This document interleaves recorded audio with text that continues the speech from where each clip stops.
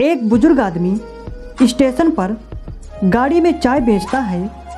गाड़ी में चाय बेचकर वो अपनी झोपड़ी में चला गया। झोपड़ी में जाकर अपनी बुजुर्ग पत्नी से कहा कि दूसरी ट्रेन आने से पहले एक और केतली चाय की बना दो। दोनों बहुत बुजुर्ग हैं। आदमी बोला कि काश हमारी कोई औलाद होती तो वो हमें इस बुढ़ापे में कमाकर खिलाती। औलाद न होने के कारण हमें इस बुढ़ापे में भी काम करना पड़ रहा है। ये बात सुनकर उसकी पत्नी की आंखों में आंसू आ गए। उसने चाय की केतली भरकर अपने पति को दे दी। बुजुर्ग आदमी चाय की केतली लेकर वापस स्टेशन पर चला गया। उसने वहां प्लेटफार्म पर एक बुजुर्ग दंपत्ति को सुबह से लेकर शाम तक बेंच पर बैठे देखा। वो दोनों किसी भी गाड़ी में नहीं चढ़ रहे थे। तब चाय वाला बुजुर्ग उन दोनों के पास गया और उनसे पूछने लगा कि आपको कौन सी गाड़ी में जाना है। मैं आपको बता दूंगा कि आपकी गाड़ी कब और कहाँ आएगी। तब वो बुजुर्ग दंपत्ति बोले कि हमें कहीं नहीं जाना है।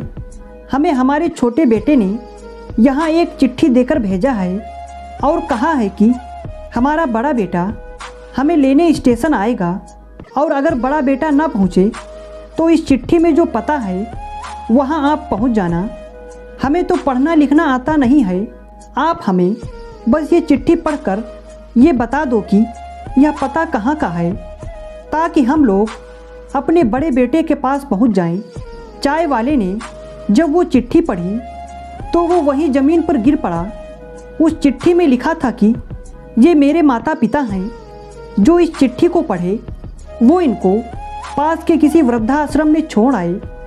चाय वाले ने सोचा था कि मैं बे औलाद हूँ, इसलिए बुढ़ापे में काम कर रहा हूँ।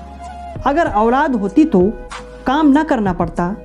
इस बुजुर्ग दंपत्ति के 2 बेटे हैं पर कोई भी बेटा इनको रखने को तैयार नहीं है।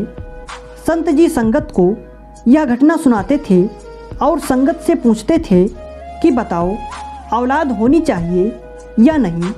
संत जी कहते थे कि सुख या दुख औलाद से नहीं मिलता। सुख दुख तो अपने कर्मों के अनुसार मिलता है। ना कोई औलाद सुख देती है ना कोई औलाद दुख देती है।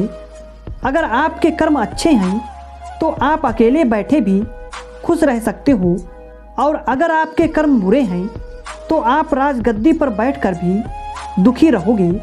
सुख और दुख का औलाद से कोई कनेक्शन नहीं है। ये हमारी गलत फहमी है। माता पिता से बढ़कर इस दुनिया में कोई तीर्थ नहीं है।